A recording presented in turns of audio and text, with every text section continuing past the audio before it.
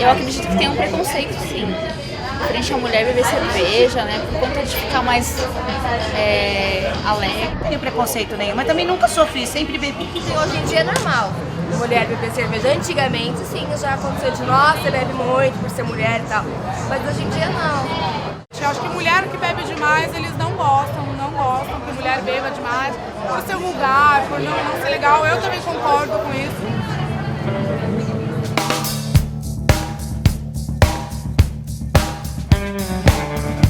Comecei a me interessar por cerveja na faculdade, né, onde eu tive a disciplina de fermentação, achei muito interessante, a gente teve acesso ao tipo de fermentação alcoólica. Antes de eu ter ido para a Alemanha, eu era uma mera bebedora de cerveja. Quem teve a ideia de montar a confraria foi a Ingrid. Mandei um e-mail para todo mundo e falei, Minas, vamos fazer cerveja? Eu já estou no mercado, vamos dizer, de bebidas e alimentos há mais de 14 anos, especificamente em cerveja, com essa empresa. Conheço, estudo muito e quero saber mais ainda sobre cerveja.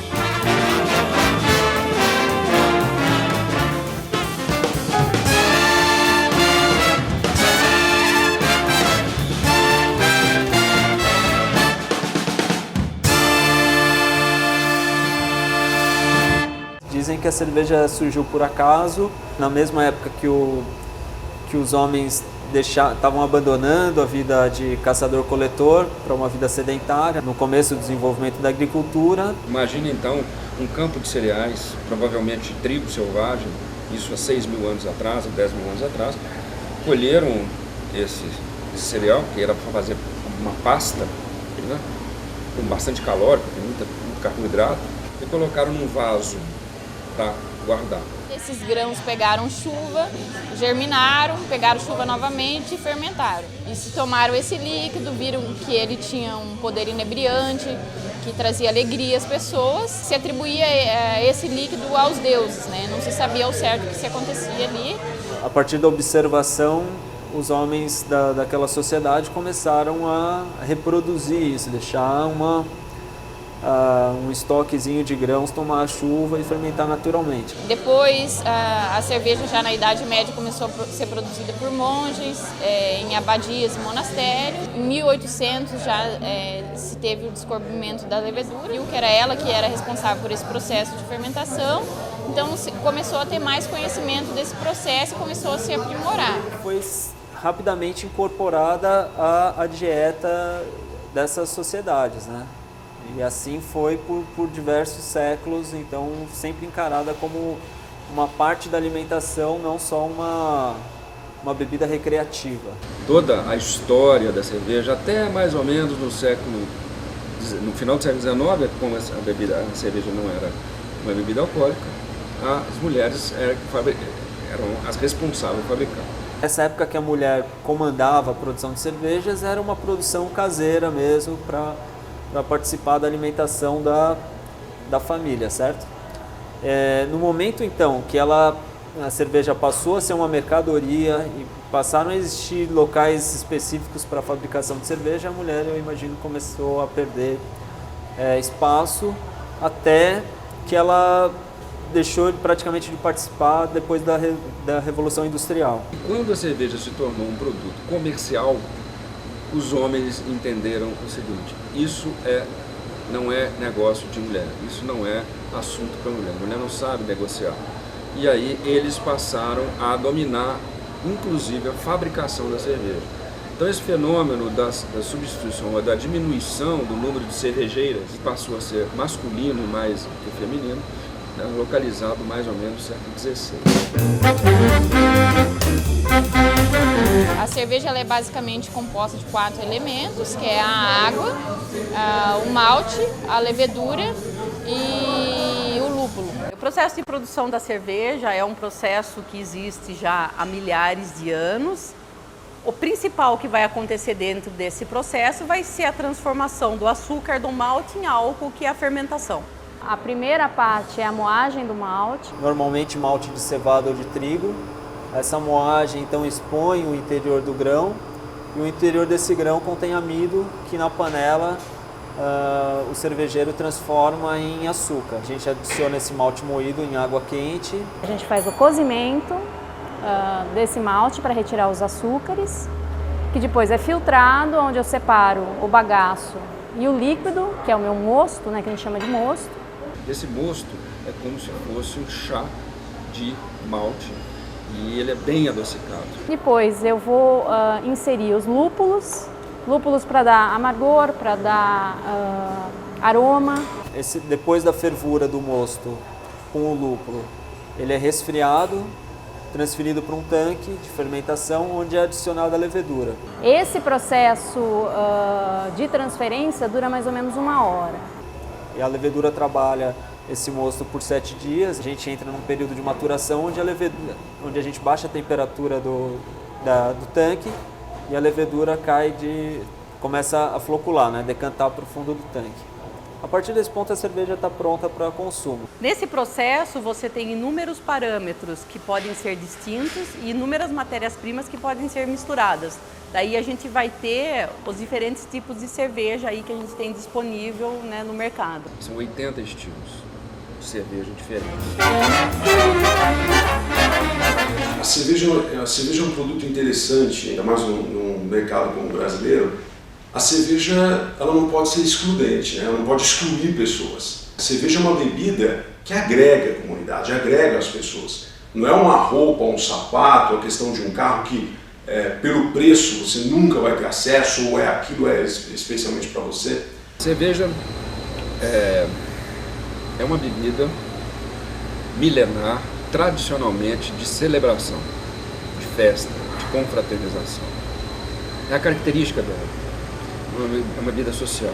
A cerveja, desde a sua origem, por ser mais popular, por estar nos lares, né, por ser até mais barato de fabricar, não depende tanto, não é tão dependente, por exemplo, de uma uva, de uma safra. Você é capaz de replicar uma boa cerveja em qualquer lugar do mundo, em qualquer época. Basta ter os ingredientes e a receita. Se você pegar um país extremamente pobre, a cerveja é um produto caro. Então ela não vai ser consumida pela população de uma forma geral. Se você pegar um país aí de um nível de vida médio para cima, a cerveja vai ser consumida por todos e a cerveja é um ponto de encontro, né? Então o pessoal vai pro bar para tomar uma cerveja, faz um churrasco, toma uma cerveja, ela torna-se um ponto de encontro, mas não necessariamente no mundo inteiro. A gente não pode esquecer também que existem os países islâmicos onde nenhum álcool é consumido, né? Então, em grande parte do mundo, a cerveja faz parte dessa interação social. Se você está feliz, você bebe cerveja. Se você está triste, você bebe cerveja. Se você brigou com a esposa, você bebe cerveja. Se você foi promovido, você bebe cerveja. Então, não existe uma situação específica que se fala, não, isso não é cerveja, entra outra coisa. Ela cria esse ambiente de você juntar pessoas, que ela chama a gente, né? Acho que tem que ter gente rindo, gente conversando. A cerveja é uma bebida que ela induz ao encontro, ela induz ao bate-papo. Cerveja é um negócio para você beber se divertindo. Não pode ter essa coisa de harmonização rígida, que você tem que comer tal coisa. Você come o que você quiser. É comum você passar num barzinho, né, em qualquer lugar assim comercial, e você vê turmas reunidas, né, em volta de uma mesa tomando cerveja. Então isso é uma coisa que promove a interação. Acho que tem aí uma questão do social, do convívio, tem até uma coisa assim de comemorar, de alegria, uma coisa meio festiva no ar. Nós vemos até um exemplo que nós temos aqui no bar, né? Chega algum cliente nosso e se senta aqui no balcão e começa a beber. Chega outro que não conhece, os dois não se conhecem, em questões de minutos já são os melhores amigos do mundo. Hoje em dia, com a popularização do hobby de fazer cerveja em casa, surgiram diversas confrarias femininas de mulheres cervejeiras que estão dando os seus primeiros passos ali nas panelas, né? Então, no Rio tem uma ou duas confrarias femininas, em Minas tem a Confesse, que é uma confraria feminina, aqui em São Paulo tem as Malte Moselles, no Rio tem a Female. Então, as meninas estão envolvidas diretamente na produção de cerveja. Então, desmistifica dessa coisa de cerveja ser uma coisa para macho. A gente faz cerveja homenageando mulheres, divas. Então é uma série de divas que a gente está homenageando. Aquela é a Courtney Love, que é uma cerveja Weiss. A gente fez a Holiday, que é da Billie Holiday, que é uma stout. E a gente fez a nossa primeira cerveja, chama Sex Symbol, né, que foi o primeiro professor nosso que falou que a gente era um grupo de mulheres e mulheres fazendo cerveja tinha tudo para virar sex symbol. Aí a gente batizou a primeira cerveja de sex symbol. É que as mulheres têm uma sensibilidade para o amargor mais aguçada que os homens. Então, na teoria, as mulheres vão gostar de coisas menos amargas e os homens de coisas mais amargas, mas não necessariamente. Se você pegar de uma forma geral, a cerveja aqui no bar, mais consumida pelas mulheres, vai ser a Dunkel, que é a nossa cerveja escura mais adocicada. A gente vê pelos clientes que frequentam a casa, todos nos admiram por estar fazendo uma coisa que é naturalmente masculina, vamos chamar assim, né?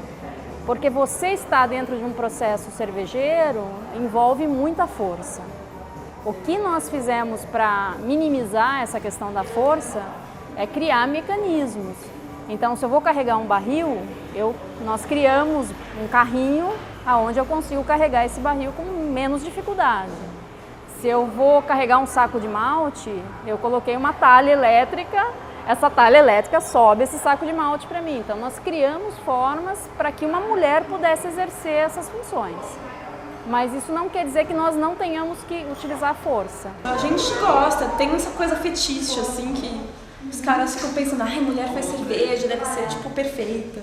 Desde de queimar o sutiã, né, em luta aí pelas conquistas, até a invenção da pílula anticoncepcional, que a mulher hoje ela pode ter relação não só para procriar, mas também para sentir prazer. E por que não também tomar uma cervejinha e relaxar como os homens, né? Então é uma conquista, eu vejo, na minha opinião, como uma conquista também essa questão de poder beber. Então hoje ela tem o dinheiro, ela trabalha, isso tem a ver também com a questão financeira. Assim, especificamente para a mulher, voltado, falar, olha, esse é um produto feminino, não existe, ainda bem, isso é uma vantagem, porque é ruim você criar esse tipo de nicho dentro da cultura cervejeira. Mas, pelo que se comenta, as mulheres têm mais sensibilidade para o amargo. Então, as meninas de primeira viagem que estão descobrindo agora a cerveja artesanal, elas tendem a preferir cervejas menos amargas. Mas depois de um tempo que elas se acostumam com o paladar, isso também vale até para o público masculino de primeira viagem, depois que se acostumam com o paladar, começam a procurar cervejas que têm mais amargor, mais álcool. 20 anos para cá nós estamos muito mais exigentes em termos de design, nós estamos muito mais exigentes em termos do que vestir, né? Nós não aceitamos um carro simplesmente porque ele é mais potente. Nós queremos ver se ele tem um conforto, se ele tem uma cor, se ele tem um estilo, um style, né? Enfim, uma série de coisas que o mundo feminino trouxe para a sociedade e, vamos dizer, enriqueceu. Mas o que eu enxergo, por um lado, para a produção, você precisa de uma pessoa que tenha força, porque o trabalho é muito braçal, mas sempre uma mulher, ela tem um cuidado especial com os equipamentos, com a matéria-prima. Então, se eu achasse uma mulher fortinha o suficiente, eu preferiria uma mulher na produção a um homem. A cervejaria, ela tem tanto mão de obra feminina como mão de obra masculina. Mas existem áreas prioritárias dentro da cervejaria. Então a gente percebe que a maior parte das indústrias cervejeiras, quem é o mestre cervejeiro é um homem. Tem uma questão moralista, né, nessa coisa da mulher que bebe, da mulher que carrega a própria camisinha. Então, claro que aí a gente cai numa questão do moralismo que é social, né? A gente vive ainda sob um regime, embora tenha aí uma presidente, né, no nosso país, mas os costumes e a cultura ainda é muito masculinizada, ainda é muito machista. Eu diria que isso é muito de como você encara a situação. Você pode encarar que sendo uma mulher você vai sofrer um preconceito, ou você pode encarar que isso é um diferencial. Não existem muitas mulheres trabalhando com isso. Então, à primeira vista, quando você fala, eu trabalho com cerveja, você pode imaginar isso como um preconceito. Você pode imaginar, o pessoal acha interessante, porque nem toda mulher, né? São poucas as mulheres que trabalham. No início eu senti um pouco de receio das pessoas, né? Mas conforme eu fui mostrando meu trabalho, as pessoas viram que eu tinha habilidades, né? Depois disso não tive mais problemas. Assim. E hoje as mulheres bebem muito mais do que bebiam, e algumas até mais do que os homens, e é óbvio que tem o preconceito, né? De que, então porque bebe, já associa com que não tem juízo, que é uma pessoa, né, mais libertina, enfim, aí a pessoa divaga e vai para onde ela imaginar com os preconceitos que tem. Mas sem dúvida que o preconceito existe. A gente não percebe tanto. Assim. Mulher que bebe tem um pouco de preconceito. Isso que eu ia falar. Sim. Mulher que bebe, em geral. Que nem eu falei do bar, que, por exemplo, você pede um refri e o cara te dá o refri e não te dá a cerveja. Acontece direto comigo. Meu namorado não bebe, ele bebe Coca-Cola. E aí eu sempre peço cerveja e o cara sempre me dá Coca-Cola. Porque o preconceito tá com a mulher que bebe do que, na verdade, que ela bebe cerveja. Se você chegar num boteco e pedir uma pinga, putz, mulher. Chegar no bar e pedir uma cachaça, nossa, vai ter preconceito com certeza. Eu acho que tem aquela coisa, né? Uma festa, o cara bebe demais. Engraçado. Que engraçado. Agora a mulher bebeu. A mulher exagerou. Que coisa horrorosa. A mulher exagerou. Esse é o preconceito. Esse é o preconceito, mas não está relacionado com a bebida, na verdade. Acho que é muito mais comportamental, de postura. E assim, um ponto que eu acho que eu sofro pouco preconceito é a formação que eu tenho. Só existem 5 pessoas aqui no Brasil que têm. Então é uma formação, é a melhor formação técnica para cervejaria. Então quando você fala que você fez essa faculdade, que você é formada por esse instituto, de imediato o preconceito para um pouco, né? Porque fala, apesar de ser uma mulher, ela entende de cerveja. E ninguém nem acredita que mulher possa fazer isso. Acha que isso é para homem, que a gente não possa discutir sobre isso, mas não.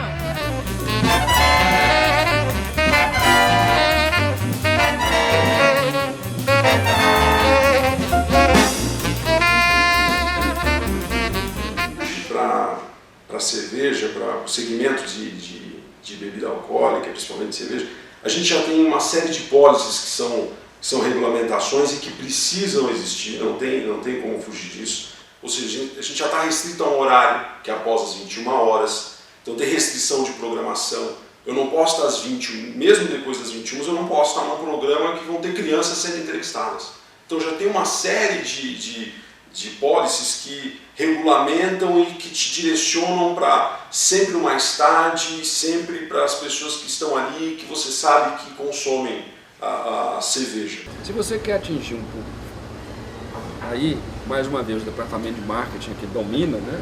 E ele fala, queremos atingir o público, o povão no sentido de uma grande massa de pessoas que gostam do cervejão, que gostam do bundão, que gostam, né, etc. E fazem uma campanha dirigida para aquilo. Graças a Deus isso está mudando aos poucos. Graças a Deus. Que as propagandas já começam a procurar ou a buscar um público que é um pouco mais sofisticado, um público que está mais interessado no aroma, nas características da bebida, do que propriamente no relacionamento da bebida com um determinado produto ou glamour, o que seja. Isso tem mudado e eu espero que cada vez mude mais. Mas é importante salientar essa diferença do que é que puxa o carro das cervejarias. É o departamento de marketing que massifica, padroniza, né, e vai nessa linha julgando, explorando o que eles detectam que vai ser mais vendável. Vai ser mais vendável assim, então faz assim. Mas mais uma vez eu convido as mulheres para virem participar das propagandas, no sentido de produzi-las, colocando o seu olhar feminino, né, nessa cerveja, nessas propagandas, e trazendo um pouco mais de glamour e menos de apelação. Né? Que já mudou a coisa, não se faz mais comercial de cerveja só para homem. Mulher também bebe cerveja. Tem um comercial na Alemanha muito interessante de cerveja, que para mim é o melhor. Primeiro porque é da cervejaria da universidade que eu fiz, então eu já tenho uma certa relação com ele. Esse comercial ele é feito por freiras. Talvez aqui no Brasil já entrasse religião no meio e nem fosse permitido ser exibido. Então esse comercial mostrava as freiras baldeando as caixas de cerveja, chegando numa mesa e comemorando. Todo mundo com um copo de cerveja, bebendo, brindando, bebendo até um pouquinho em excesso. Esse comercial tem uma ligação muito forte porque no passado cerveja já foi uma coisa de mulher. Dentro dos mosteiros, quem fazia cerveja eram as mulheres, as freiras. Então esse comercial mostra muito disso, mas eu imagino que aqui no Brasil já fosse vetado pela igreja, ia ser extremamente polêmico e não iria para o ar. Mas é um comercial muito famoso, até se você vê essa cerveja que chama Weihenstephan por aí, você vê normalmente placares dessa cerveja, você vê as freirinhas sentadas na mesa tomando cerveja.